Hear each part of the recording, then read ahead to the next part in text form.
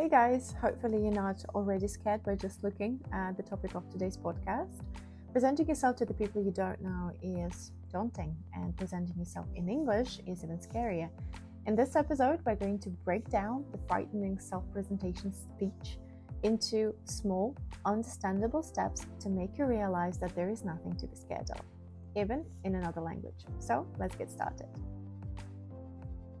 Being able to talk about yourself is an essential skill for everyone who wants to be successful in life. Unfortunately, quite often we forget that this is just a skill and we can learn it, and there is nothing supernatural in it, and we get easily scared and nervous. Obviously, one of the reasons why we get so nervous is the fact that in just a couple of minutes, we need to make sure we stand out. So what should we even talk about? First and foremost, before we go on to the components of a successful self-presentation, you need to think about what kind of impression you would like to leave on people. What is that they need to understand from your speech? Start from thinking about what details you need to mention about yourself to make people understand the core of who you are. Make sure you don't dwell on the small things too much, otherwise people will get bored.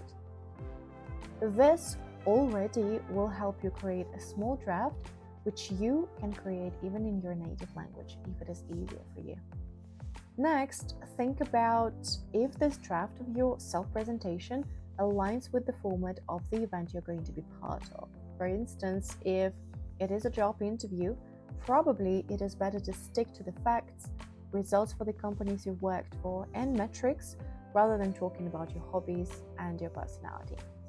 If it is a less formal networking event, for example, it is better to tell a little bit more about yourself than just your job title and responsibilities at work. Make the necessary changes to your original draft. Okay, now when we got the idea of what we need to say, let's look into the details and components that we can single out in order to create a sort of an algorithm. Always start your self-presentation with a greeting and a thank you. This is going to show your true interest in being there and will definitely highlight your friendliness and willingness to talk. Use such phrases as "thank you for having me" or "happy to be here today," and don't forget to smile a little. When people see a friendly face, it is always a pleasure to listen to them. Next, introduce yourself and clearly state your name or how exactly people should call you.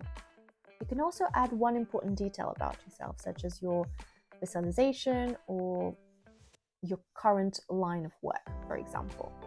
Don't forget about the power of a good story. Make sure that your speech is cohesive and full of linkers and logical steps. Especially if you talk about making big decisions or changing your career, your listener needs to be able to follow your story. Last but not the least, don't be vague.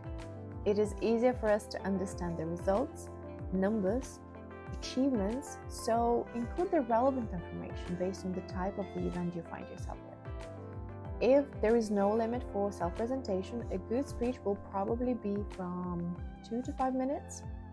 Keep in mind to smile, look at the people who are listening to you, and you will be great. I really hope that these little tips were helpful.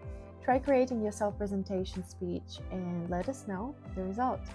And I will see you in the next episodes.